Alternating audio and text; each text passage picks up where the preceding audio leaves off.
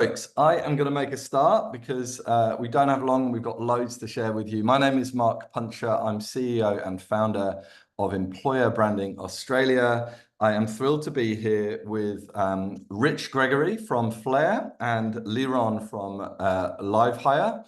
LiveHire and Flair and Employer Branding Australia have put together a series of events.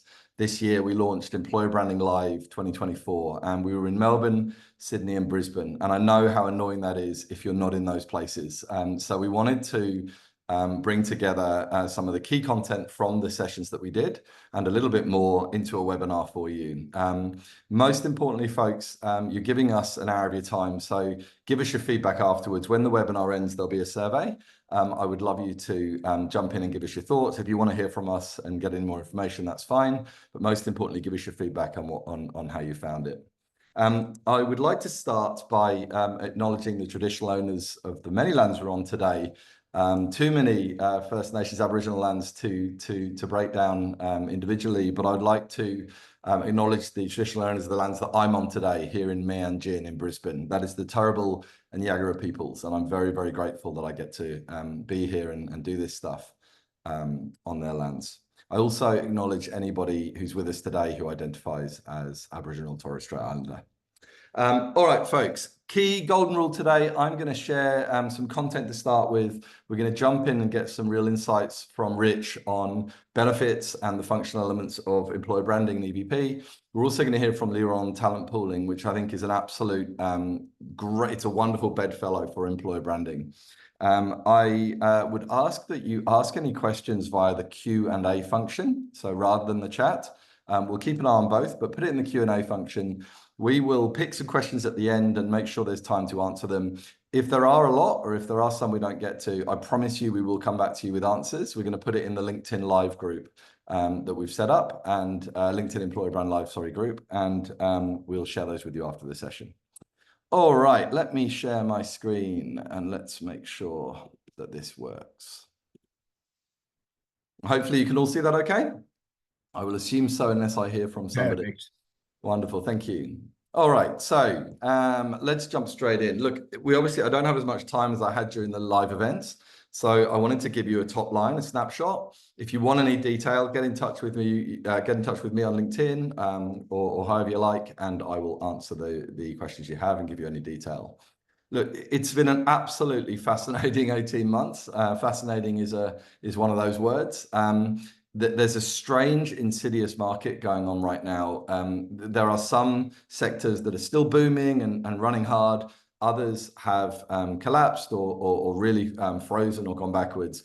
And there's plenty who are in the middle. And what I've found and what we found is you've got a lot of employers who are in limbo. There are more hiring freezes and wait and sees than there are cuts overall, but it's a strange market. All of the national data that I've seen, that we've seen, says that employers are still struggling to find the right applicants, the right candidates, and make the right hires, even though the actual volume of ads, for example, is down. But what I'm most concerned about, and we're going to talk about today, is a collision between employees and employers. There's a phrase I've been using a lot, personal recessions. We are all, I think, to some degree in personal recessions. With the cost of living, with the economic challenges, we are finding life hard, and the functional stuff, the actual what we earn and what we can spend has become a much more prevalent and concerning issue than it was, let's say, two and a half years ago. So you've got these employees who are asking for more money. They want to know what their progression opportunities are. They want to get promotions at the same time as there are many employers who are saying, I don't know what the future holds. And I talked at the live events we did about a high risk of parasitism and an urgent need for mutualism. For those who aren't across this, super interesting if you want to have a look, and it starts in wildlife. But the idea is two animals, like an oxpecker, a bird that sits on a large mammal and basically gets its entire food source from that larger mammal while clearing that larger mammal of parasites and keeping it healthy. So two species working together to survive and thrive. The opposite is parasitism, where one benefits at the expense of the other. My concern is that if we're not careful, we're going to go backwards on so much of the people first progressive stuff that we've evolved to over the last decade. I'm seeing plenty of evidence that CEOs, boards, leaders still get it. But I think if you're involved in people and culture or internal comms or anything related to employees and employee experience, I urge you to really keep that message being sent around the power of people first strategy. I think when we talk about an urgent need for mutualism, we're not just talking about to face the economic crisis. We're talking about, or the economic challenges or uncertainty. We're talking about actually, in my opinion, justifying and understanding how humans will continue to add increasing value to the economy and to society at a time when AI is right ahead of us and right on us. I'm not in the camp of we must defend against it and we must manage it super cautiously. But I do think there's a bit of an existential crisis coming up over what is the role of humans in all of this, and how do we evolve to continue to add value. I believe that employees who are working with their leaders and managers with employers can really solve that together. Key thing, whether we're struggling or we're doing really well and we're thriving and booming, how do we come together to achieve our goals? So let's have a look at what's actually happening and what matters most. What matters most, and we've found across all of our data over the last 5-6 years, but also in everything else we've seen, it actually comes back to old mate Abraham Maslow. If you haven't seen Maslow, Google Maslow's hierarchy of needs. I think it's still unbelievably powerful. Maybe it could be refreshed a bit, but it's still pretty powerful. Essentially, what we're saying here is you can't move up the pyramid to these higher levels of needs until you've satisfied each level. What is super interesting for me is what we're seeing around EVP and employer branding and what matters to employees is what matters isn't changing immensely, but the reason that it matters and the angle that is being experienced and asked for is changing. A classic example is you take money, remuneration. 2 years ago in a talent boom, many employees were being offered a huge amount of money to switch, to go somewhere else, and they were expecting their employers to pay to keep them there. They wanted those things because they could get it elsewhere, because they wanted to increase their wealth, because they saw opportunity. For many of those people now, what we're seeing instead is I need pay rise. I need job security. I need to know that I'm going to still be paid, that I can take out this home loan, that I can refinance, that I can pay my rent. So there's an interesting mindset. And if anything, we've gone a little bit backwards towards those really baseline functional security-led needs. But what we saw is still purpose, impact, and contribution are still absolutely immensely powerful. And critically, they don't replace or trump the REM and the benefits of the security, but they go hand in hand. The REM and that security is not what's going to keep somebody with you engaging, innovating, and performing. It is the connection to what you're trying to achieve and why you exist. If that is the motivator and inspiration, then the fuel to keep someone going, to keep someone well and feeling valued and connected is this. It's the trust that they have with you. It's the collaboration, the sense that this is a collaboration between me and my employer and my team and my manager, and the support that I get and feel and that I'm able to give. And then this last one really, really is huge. The extras matter hugely. So if you are an organization struggling to pay your people more at a time when they need it, start looking at other ways, tangible ways in which you can put more money in their pocket. We're going to hear from Rich later on from Flair, who, their product's great. Essentially, my company uses this. We're able to leverage the organization that we have to secure benefits and savings in household shops and so on for our staff. So just because they're employed by us and because we've signed up, they get to save money on their groceries, on JB Hi-Fi, on Kmart, whatever, Big W, whatever it is. So there's just one example of a tangible way you can get in there. The other point I'll make, though, is when I say the extras, it's not just benefits, it's leadership. So more than ever before, all the data I'm seeing, the way that you drive connection, performance, cultural contribution is through, more than anything else, behavioral leadership. So those leaders who are able to have the hard conversations, the people who recognize well, who show appreciation, who are vulnerable and open about where they're at so that they can create a culture that's the same. If you can tell this story externally, if you can really get out there and tell this story and show this story, including showing the journey you're on and your work in progress, it's an unbelievable way to attract talent. So what we're seeing, and this is the year it's really happened, it's kicked on. Employer branding has kicked on and matured finally. in Australia and beyond as a powerful strategic tool. It is an unbelievable way to attract talent. It is an unbelievable way to retain talent. And much more importantly than those things, it's a great way to get your people performing. And I'd argue equally powerfully, it is a great way to win business by showcasing and celebrating the people you have, what they're achieving, how much they care, and the cultures that you have that drives your business to deliver. There's no better way to win new clients and to reinforce the value that your current clients perceive from working with you. So there's a massive overlap and intersect between your employer brand work and your wider commercial brand, consumer brand, corporate brand. And the big word I'm using for this year is it's happened. Employer branding is democratized. So for a long time, it was sort of the domain of the big brands with big budgets. And I'd argue if you look at where I'm from, the UK, if you look at Europe, if you look at the US, a lot of employer branding that we see there has gone down that route and stayed there. It's, in my opinion, it's campaigns with big budgets. It's not synced enough to results, direct results, day in, day out, week in, week out, around talent attraction, retention, and performance.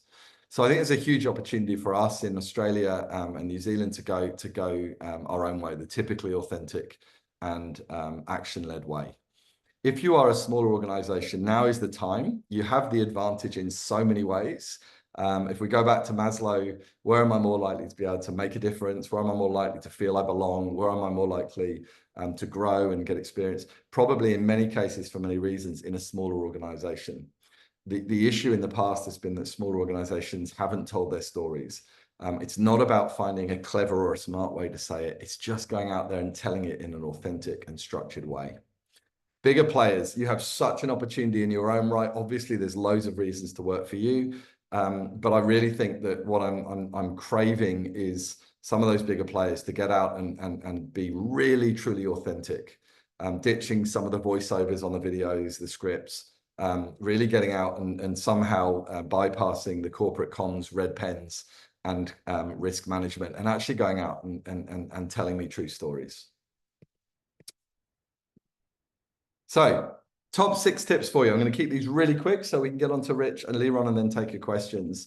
The first one, I say this a lot, but it's more prevalent than ever. Employer branding is not a campaign. It's a business solution to a business problem. So if you're looking at this, whether you're starting from scratch or trying to sort of improve and revitalize, ask yourselves, first of all, what are we actually trying to achieve? What problems are we trying to solve?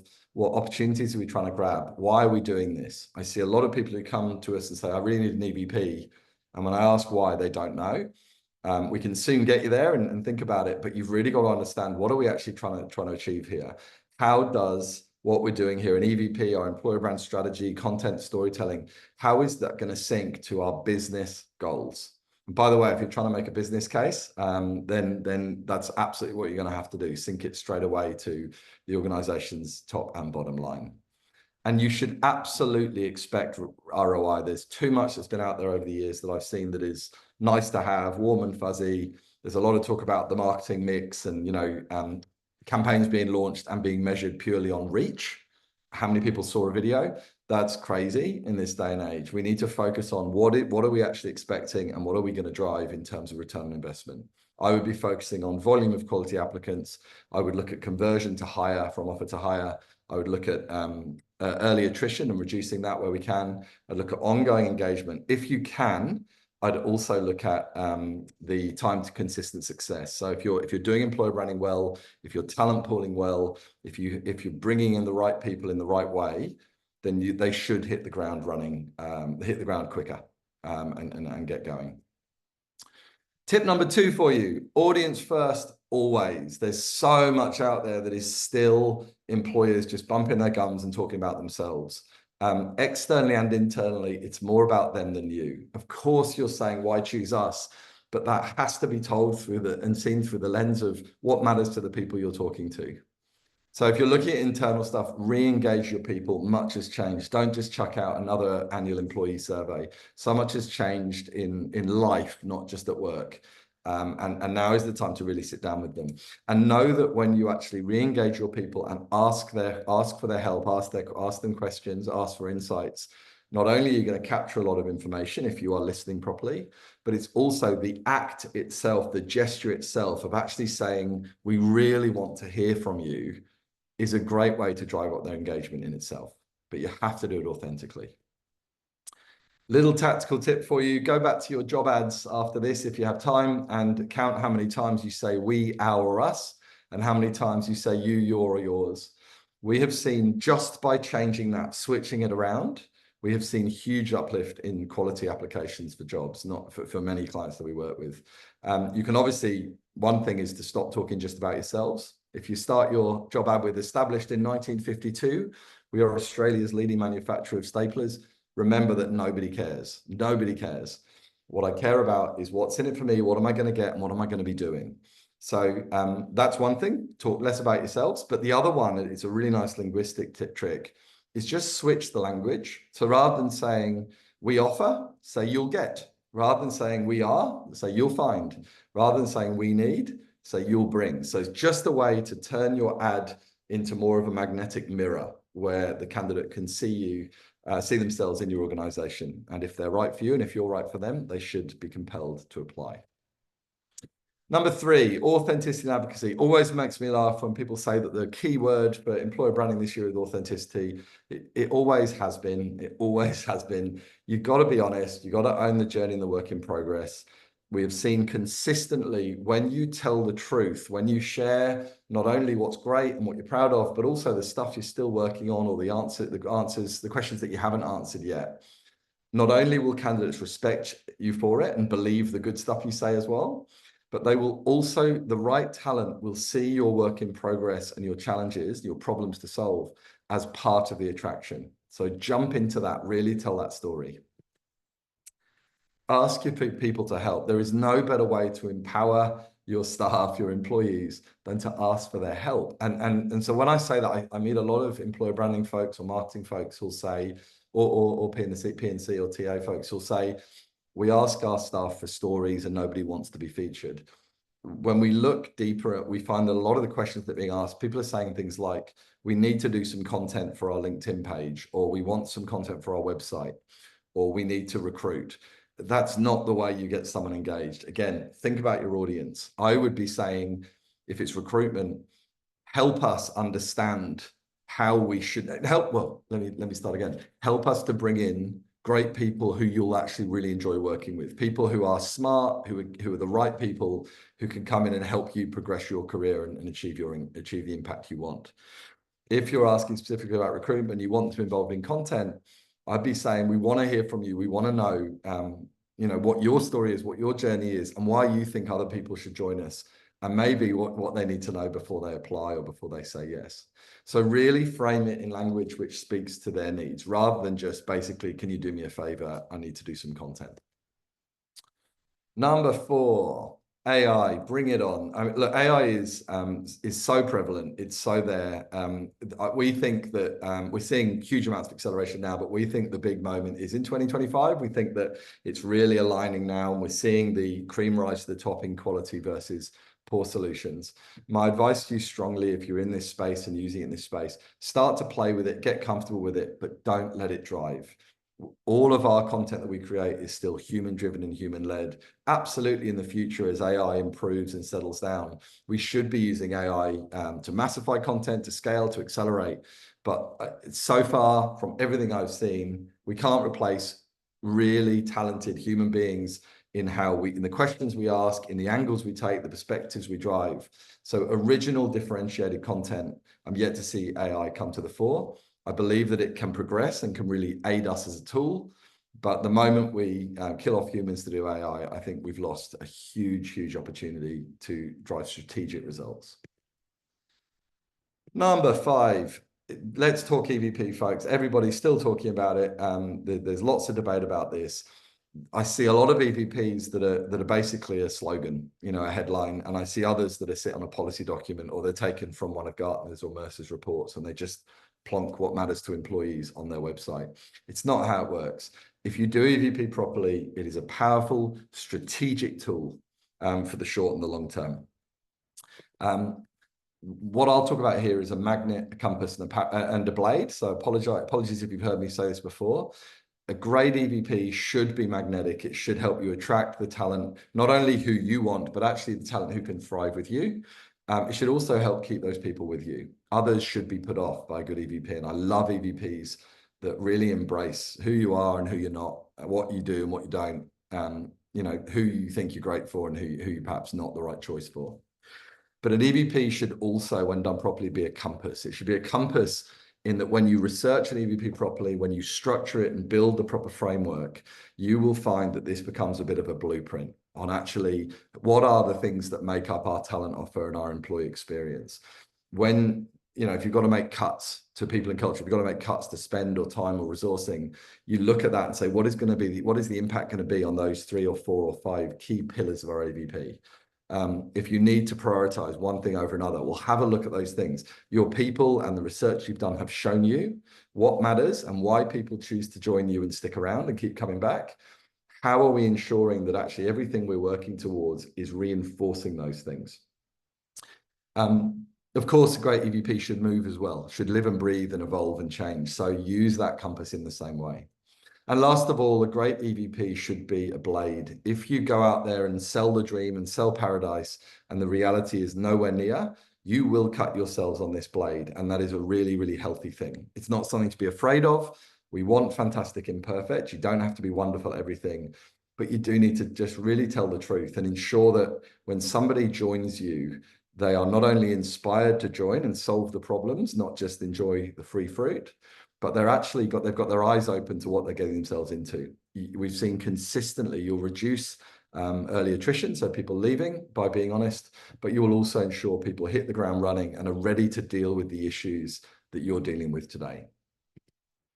So last bit you hear from me for a moment, but I want to really remind you, if you're looking at EVP, employer branding, recruitment advertising, whatever it is, if you're shaping your talent offer, you know, employee experience, think intrinsic and extrinsic. So think about think about opportunity and growth and culture and validation and fulfillment. Absolutely, those are immensely powerful things. But you do need to look at the specific tangible benefits that you offer. We'll say that in EVP, we think of it as functional, social, cultural, emotional. And those things all go hand in hand. Strongly in this market in 24-25, where people do not have enough money in their pocket, you've got to find ways to add value in tangible, beneficial ways to your employees. So I'm going to hand over to Rich, who's going to talk you through what Flair does. I'll keep driving the slides, Rich, so let me know if I'm not keeping up with you. Thank you very much, Mark. Appreciate it. Very quickly, team. Before we jump into it, high level, you know, who is Flair? So we've been around since 2015, and we sit within, to Mark's point, the employee benefits space. So from a solution perspective, what you can expect, what your employees would engage with, is a web and mobile first solution. And I think really importantly, to sort of frame up the context into who we are beyond what we do. 2 things have never changed since this business was founded in 2015. And number one is that we have always been a free solution. And I think that's never been more important in this market. It's not just the inflation having an impact on employees' take-home pay, but also companies as well. They're struggling to find the budget to support and engage their employees. So Flair has a free solution, which is very unique, no upfront cost, no ongoing cost, and we've found very unique ways to offset that, which I'll go into today. And the second thing is our purpose. Flair has always been laser focused, and our purpose has been to allow every Australian to live their best financial lives. So everything we look at today will very much talk to how we can help an employee stretch their take-home pay with non-monetary benefits. So it's really important here to sort of really recap, I suppose, my last 5 years engaging with senior people leaders across the benefit space in Australia, and just share some insights, I suppose. So some of these will be quite obvious. And I think also it's, I feel like with inflation, everyone's aware of that. You only need to turn on the news, and we're still very mindful of that being spoken about. But sometimes what's lost is the actual quantitative number and the impact on an employee. Okay, so if we think about what's changed, I think it's 2 things. Number one is what an employee now expects from their employer.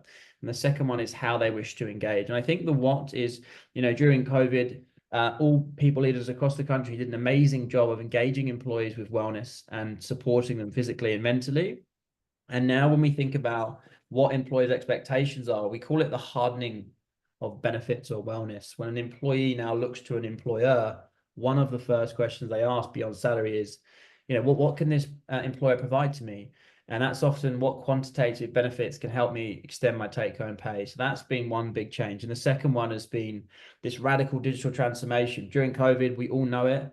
A lot of consumer brands did an amazing job of reaching employees in hard to find places because everyone was working from home. So it's now an employee's expectation when they come to the office, the workplace, they're no longer expecting to log into an intranet or a SharePoint to find the things that matter. So mobile first to engage your employees is also really, really important. And that's where Flare comes in, a mobile first solution. That's really sort of action packed with benefits and perks to increase your employees' take home pay. So let's the next thing I wanted to do was we as an organization have this solution. Thanks, Mark. So we have this benefit solution, and what we wanted to understand was the correlation between a well-run benefits and perks plan in an organization and the impact that has on an employee. So annually, and it's available to everyone here, we run the annual employee benefits index. Okay, and this looks at the correlation, as I said, between an organization that has a really robust benefits plan and the impact that has on an employee. And I'll condense these sort of 4 points into 2 today. I'll skip right to the end, and that's enhanced loyalty. Often when I'm speaking to senior people leaders, they're talking about retention of talent. That's a very expensive thing if they have a high turnover. And this is not the silver bullet, but what we do know, and the data showed us, that if an employee feels that their employer has their best financial interests at heart, they are 50% less likely to leave. One of the biggest reasons for people looking at the market is they think they can do better, or they think they can get a better deal. But if they feel like they're being looked after by their employer, that's one of the biggest key factors for enhanced loyalty.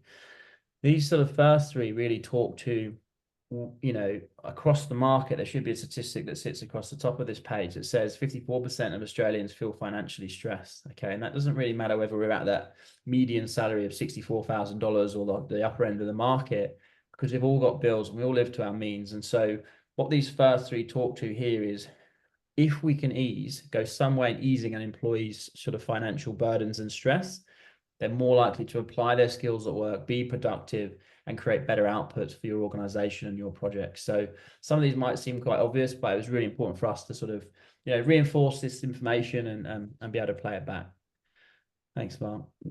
So 3 more slides here, team, and I want to give everyone a feel for the look and feel of how we've designed this solution. Okay, so the first thing on the right-hand side, if we focus our attention here, the user experience will actually be personalized. When they log in, it will say, "Hi, Mark, here's your benefits plan." And the reason we've designed the plan in this way, these categories on the right-hand side, we now know this is how 96% of the average Australian's paycheck is spent. These big categories, right? Like you've got every day, your Coles and your Woolies, utilities, health, transport is currently, according to the Australian Bureau of Statistics, between 17 and 18% of the average household expenditure. So it's such a significant spend. That's public transport, that's insurance, that's fuel, that's tires, servicing, everything. So what we have done here is, as you can see in each of these categories, we've used the size and the scale that we have, million plus employers on platform. We've procured these partners, and we allow our customers off the shelf to take this package and pass on significant discounts to small, medium, and larger businesses. And if we can have a net positive impact in each of these areas, we can help increase an employee's pay by 4 to 8%.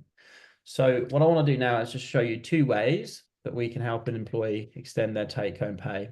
First one is here. So what we've got within the mobile solution and the online version is the ability for an employee to save money on everyday items such as Coles and Woolies. Just use that because most people, in fact, everyone has to do groceries. If you've missed that one, let me know. But what we've got here, the data we've got, bottom left-hand corner, we're referencing data from the Australian Bureau of Statistics that tells us the average household expenditure in this country on groceries for a family is $1,500 a year.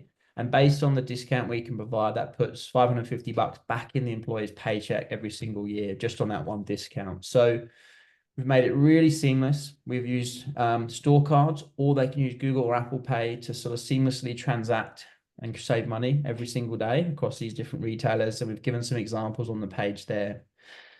Now, before I go any further, I just wanted to sort of talk about the next one, okay? And that's transport. So that's the second example I'm going to provide today. And one of the things that Flair has been able to do, which is unique to us in the Australian market, and we're very, very proud of this, is democratize and educate more employees on the second most powerful tax benefit in this country.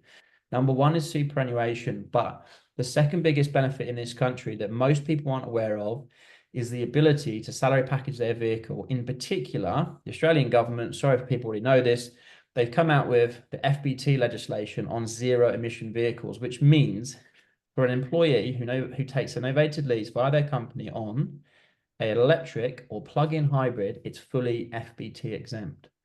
So I'll show you on the next page how we're able to do that. Within the solution here, remember we've logged in, it says, "Hi Mark, welcome to your benefits plan." And the first thing it says is, look at transport. Mark, you can save up to $10,000. So when the employee clicks in here, they can enter 4 or 5 different questions, and it will give them that personalized understanding of how much tax they can save if they were to procure a vehicle, because we know 1 in 6 Australians are in the market for a car at any one time. So compare that to your typical workflow when we speak to a business that it's sitting on an intranet and only their financially savvy employees are aware that it sits there. We're able to educate employees more frequently to understand this benefit. So that's the high level overview. There's 2 ways we can help an employee extend their take home pay with non-monetary benefits at no cost to the employer or the employee. And if you have any questions on the next page, there is a QR code. We'll be sending out some information, but please reach out to us if you have any questions. Thank you. Thanks a lot, Rich. And folks, we'll be sharing these slides straight away after. We'll send the recording of the session shortly after the session. The point I want to make about this from an employer brand, employee experience angle is, by all means, do this. And what blew me away was it didn't cost me anything as a business owner. You have to set up a bit of accounting, but it doesn't cost that. That's just a small accounting task. But there is no cost for the benefits that you're providing. The tip I'd have for you though is, if you're going to do this, make sure that you put some time and energy and investment into elevating it, letting your staff know about it. There's a lot of you who, judging by our research and work so far, you offer a range of benefits to people, but the people have forgotten all about them. They don't use them. And if an employee doesn't use the benefits, then they're not going to value them. By really surfacing it and sharing internally, by having a leader or an employee share consistently on the intranet, oh, here's this week's special with JB Hi-Fi or whatever, you're reinforcing not only that they can access the benefit, but they're accessing it because they are with your team, because they've chosen you. All right, very quickly, before we jump into Q&A, I want to share my final tip before I hand over to Liron from LiveHire. Really, look, I don't know if anyone remembers 5, 6, 7 years ago, it was a real differentiator to be on LinkedIn and have content about your people. Now the differentiator is having good content. There is so much out there that I'd argue is absolute drivel. And there's a lot of authentic, the content that's masks authentic, but it's actually very inauthentic. So strongly recommend, whether you're doing EVP or not, what is our plan around content? And that should start, as I said earlier, with audience. Who are we actually trying to speak to? What do we want them to do? Critically, how are we going to add value to this audience? So don't just do some content, some stories about our people or a nice video. Think and plan for frequency. How often are we going to engage and in what ways?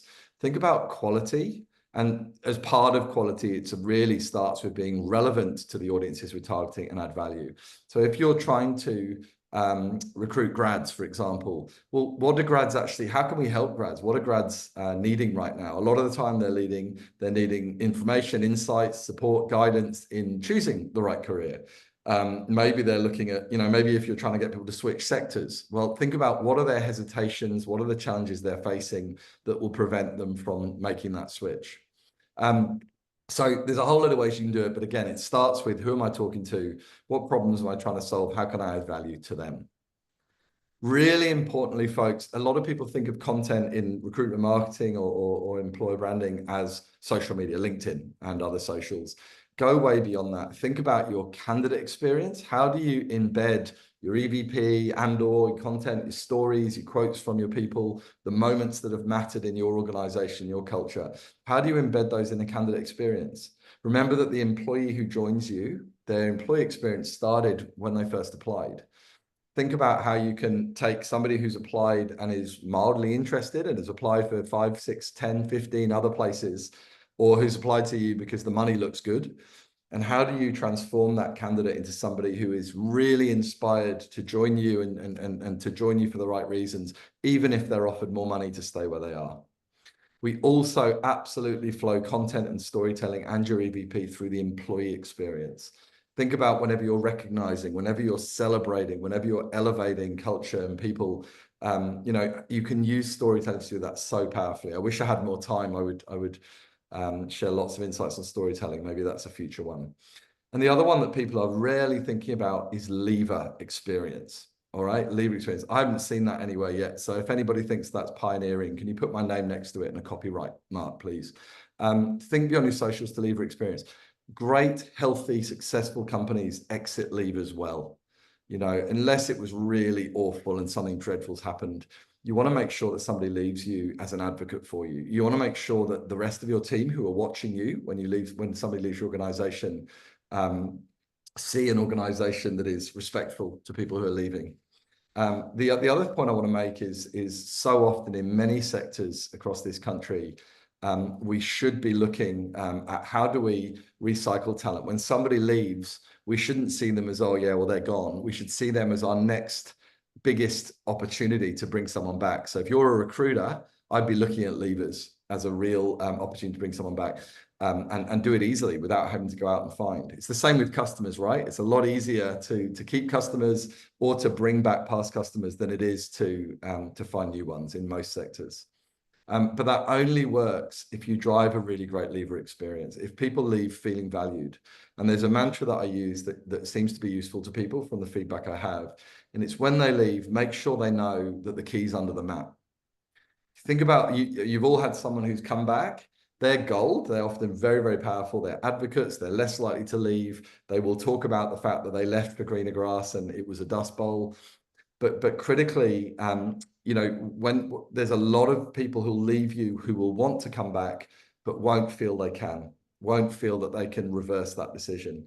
Strongly encourage you to build a strategy around how you use employer branding and storytelling as part of that to leave the key under the mat and to welcome people back.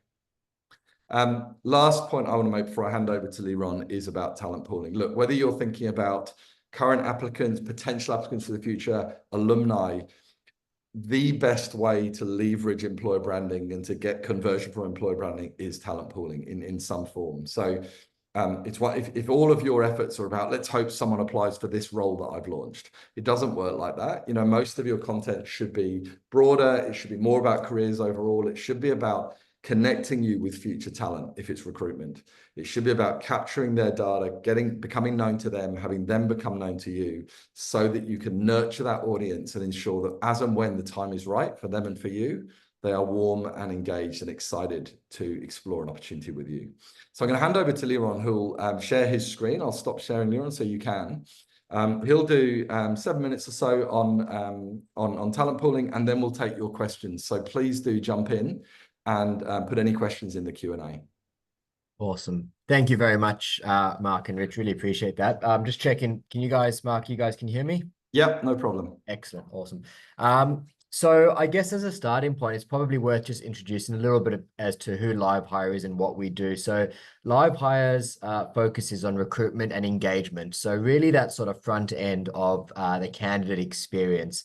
And we do that through our whole philosophy is automate the tasks that people don't like doing to enable you to focus on the value add. And the value add from a recruitment perspective is that engagement, that building that brand, that loyalty, with potential employees.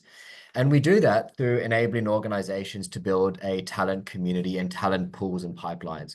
So you've got your EVP strategy, you've got some really great content, you've using Flair HR in relation to the the benefits. How are we going to share that and sort of position that in market?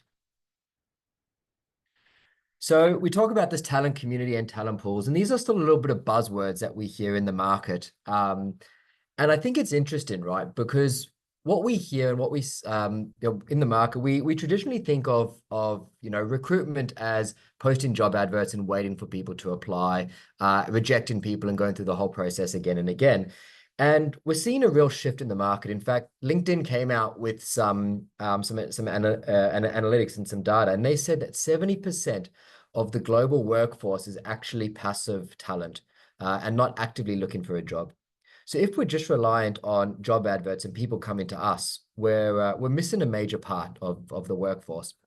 So what we want to do is enable you to build a talent community, which should really be that single source of truth. And when we talk about talent, we're talking about all people connected with your organization. So that's a mixture of your, external people who've never worked for you before, but maybe have expressed some sort of interest. Your internal workforce, so mobility, understanding the skill sets that you have within your business and where there might be opportunities for them to progress. But to Mark's point about leavers' experiences, so those alumni, right? Understanding the skill sets that previous employees had and where they might potentially be suitable for opportunities in the future. Those really good people that maybe moved on to pastures new, but you know that if the right opportunity arose, you'd want to bring them back on. If you're within the not-for-profit sector, or healthcare or aged care, things like volunteers. So understanding, the skill sets that your volunteers have, where they might potentially be open, to potential paid employment. When we think about talent communities, think of that as your one source of truth, but then talent pools can be made up within the talent community, right? So you can have multiple talent pools. It's different ways to segment the types of talent. And this could be done based on, things like similar interests, skill sets, locations, qualifications, or even, pre-screened or non-screened candidates at a particular time. And to that point I made earlier about the LinkedIn data. So how do we go and build a talent community? And what research showed from Gartner actually did a state and play of sort of the function of the a state of play over the recruitment function. And they found that 70% of organizations spend their budget on job boards and agencies. And when they don't get the results they want, they go back to the same sources and expect a different result. But we need to really start widening our search. Things like, industry events, career fairs, conferences.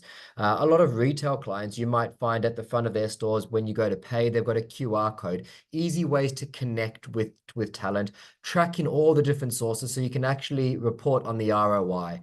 Things like employee referral programs, but also once people connect with you, making sure that it's really easy to continuously communicate with this, with your talent.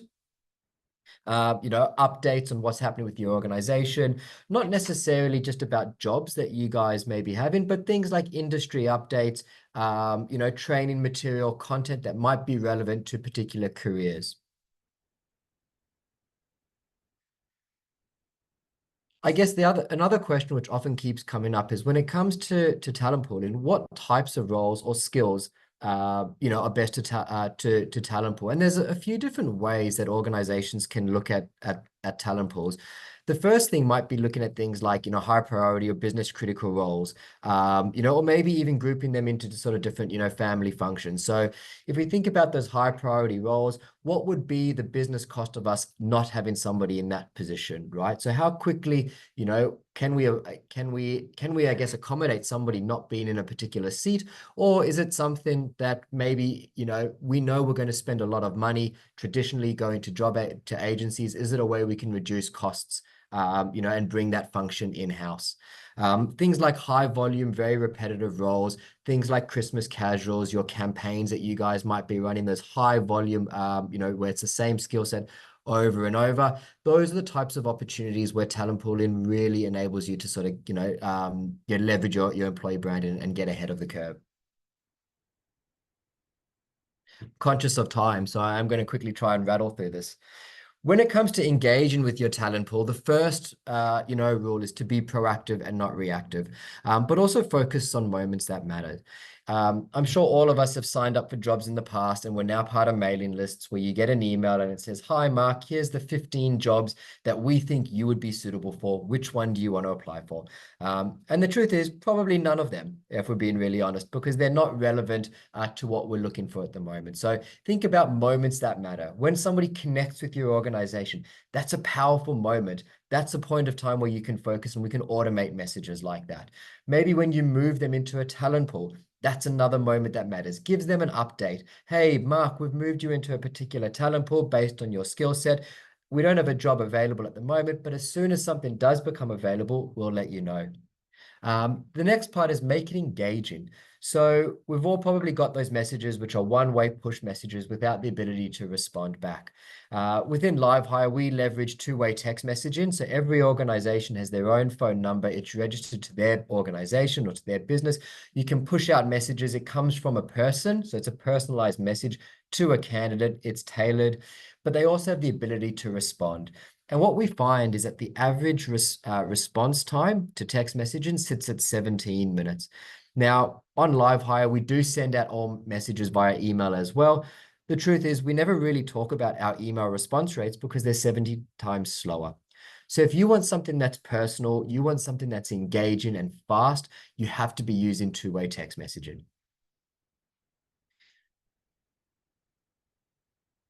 And then lastly, the proof is in the data. So what we actually found across 550,000 hires last financial year, when it comes to leveraging talent pools and leveraging your talent community engagement, what we actually find is that the time to hire from your talent pools and talent communities is drastically faster than your job boards or your traditional sources.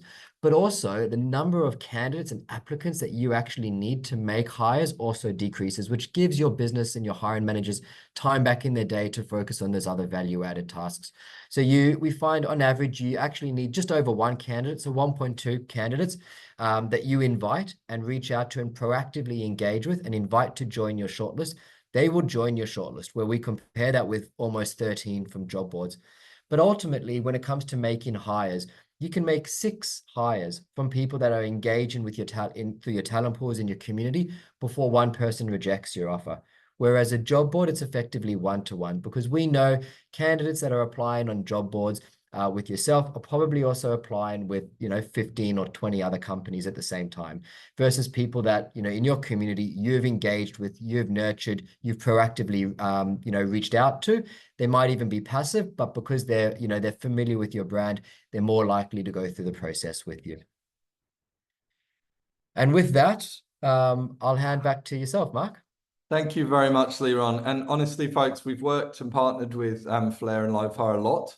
Their insights are exceptional, so jump on in and learn about this stuff. This is my favorite part of these webinars, where we actually answer some questions. So please jump in and ask some questions. We've got a couple already that I'd like to respond to, and they're real questions, not planted ones. The first one from Yvonne: how do you balance a culture of people first with a need to deliver to clients / client first? Awesome question. The first thing is to absolutely make people realize what this really is. I'll say it very simply. Your people are your brand. Your people are your risk. Your people are your client experience or customer experience. Your people are your company's success. I've engaged with, I think it's about 800 CEOs or C-suite over the last couple of years in a partnership that we have with the Executive Connection. And I've workshopped with them and got them thinking in this mindset. And it takes, I kid you not, it takes about 3 minutes to get most of the room to actually engage. And it starts by saying, what is the biggest factor? What is the most influential factor in whether you win, lose, or struggle in the middle? It's people. And it's not just having the right resume in the room. It's not skills. And it's about how people feel about you and about themselves and about the connection, the collaboration, and how that helps them behave. So the first thing is absolutely make people realize, if you are obsessed with customer experience or client experience or acquiring or retaining customers, then you should be obsessed with the quality of the people that you have and how you help them perform. Cut to it, and it actually links to the second question. And again, please, folks, if you've got any more questions, jump in. Second question from Kyle. I love this. He wrote, Mark, great insights. How do you go selling in an EVP to senior leaders when they first struggle to understand what an EVP actually is? or everyone has a different idea on what a good EVP should look like. So same thing. I've got 3 tips for you. And Leron, if you've got any thoughts on this, or Richard, if you, yeah, you're still with us, that's fantastic. Jump in. Start with their needs at the C-suite level, at the board level. What problems are they actually trying to solve? What is keeping them awake at night? What are the opportunities they're trying to grab? So it usually has a dollar figure in front of it, at least one of their goals. So you should be thinking before you even go to them, make a business case, before you try and ask, you should understand, how does your job, how does your initiative, how does your business case or whatever you're going to do, how does it sync to that outcome? How is this going to help us make more money? How is it going to help us keep our customers happy and engaged? How is it going to ensure that we can take on more funding or more clients as and when that arrives? And every single time you'll come back to obvious answers, which is by having the right people in this organization, by having them feel valued, by having them feel of consequence in this organization, we will drive results. The second one I'd say is focus on tangibles and case studies. So there are so many case studies out there. I'm happy to provide them if anybody wants them. Examples where of naturally clients who have an EVP, clients who've done employer branding, who've done storytelling, recruitment marketing, who've saved a lot of money, but much more important than saved, they've achieved a higher result, a better result in terms of the right people applying, the right people joining, and the right people staying and performing. This is about how do we win through our people. It's not about a campaign. And Leron just shared some awesome data and examples, and Richard did earlier around the impact this can have. The last one, and it's going to sound biased as heck, and I don't really care. It's if you're going to use a partner, get a partner who actually gets it. Somebody who's actually going to come in and not try and do, big smoke and mirrors and brand and marketing mix. This is about employer branding. Is about talent. It is about how do we attract the people we need, how do we keep them engaged and performing and with us, and how do we ensure that their careers blossom along with our business. And employer branding is applying brand and marketing and content principles to talent, not the other way around. So super happy to elaborate on that, Kyle, or anybody else who wants to hear from it. Any more questions from anybody? Bridget, thank you. Where have you seen engaging culture champions across business units and departments in organizations to get involved in business activities? So where have I seen that support and drive the EVP? There are quite a lot of examples, Bridget, and I can get in touch afterwards and share lots of specifics on this. What I've seen, actually, I've seen some big brands do it. Optus have their well-known talent ambassadors program where they put a lot of resource and time, as I understand it, or they used to at least, in empowering their people. I believe they still do, to take over the LinkedIn page, to share their stories and share content. The most powerful stuff I've seen, I'll be honest, is with smaller, less glamorous businesses, brands without lots of budget. It is about sitting down with your people and first of all, asking them for their opinions and their insights, not building culture champions or advocacy programs where you're basically saying, we would like you to say nice things about us on social media, please. It doesn't work. So sit down with them, have structured questions, create environments where they can proactively, positively challenge. And while you're doing it, capture the stories and the content about the moments that mattered. So I'm happy to give you some great examples of this. We did some awesome stuff in aged care. We've done it in other human services in healthcare. I've done some in local government, actually, which has gone down really well as well. So yeah, happy to help. Nat Dixon, how does the comms and marketing team typically engage with this thinking? A help or a hindrance? I got to be careful here, Nat, because I get into trouble here. I am a marketer, but I'm a marketer who despairs of a lot of the marketing I see. The issue, quite often they become a hindrance, but I think it's on us. If you're in people and culture or talent acquisition or employer branding, it is on us to engage them early, and give them a shot and get them involved in thinking about this stuff with us. First of all, reassure them that we're not going to create new logos and a new completely different brand that distracts or detracts from the branding work they've been doing. This should go hand in hand and align. Absolutely. So put them at ease and then engage with them and ask for their help. Figure out with them what they're able. It's often about desire to help, then it's about capability, then it's about capacity. And frankly, it can go all the way from be partners with us, do this together, or if you're not going to help us, then get out of the way. Yeah, I just add on that. I think that it definitely is a real partnership if I might add. And we actually see it quite often with our retail clients who more often than not, their potential candidates and employees are also their customers. So it's almost like a shared and joint messaging, right? It should be the same tone that you're going out to market to attract your candidates should be the same tone that you're using for your customers as well. So definitely a great question, but it's a partnership, and I think if you set the scene early, that'll set you up for success. Awesome, Leron. And one more on that, by the way, consistently I've implied earlier on, there's no better way to get customers than to celebrate the people who are delivering the product or the service. So stop with the posting of cranes and projects and new builds if you're a construction business, and talk about the team behind it and how much they cared. You know, there's a lot out there that people are still sleepwalking. Got a great question from Nadia. I liked your note regarding measurables for EVP and EVP using hard metrics like retention. What happens when those metrics are not going your way due to market conditions and other factors? What would you recommend? Super cool, right? The first thing I'd say is look at the big stuff, look at the KPIs, but also look at what you can control, and don't feel pressured to attribute every single result to a specific activity. If your content and reach is going up, if your engagement is going up, if you're seeing higher volumes of applications and you're hiring great people and your hiring managers are happier and people are performing better, you can quite comfortably say these things are all going in the right direction. But to answer your question, it's contextualize, grab data wherever you can, understand what's happening and get ahead of it. So for example, if you're seeing a downturn, you need to keep that narrative going with your senior leaders that this really is a tough time and all of our competitors are struggling with this. But relative to the situation, we're seeing good results overall. The other thing I'd do is if you're not seeing things go the way you want them to, really understand what the factors are behind that. You know, a classic example, I would say early attrition is something you should be able to influence through employer branding and recruitment marketing and a good candidate experience especially.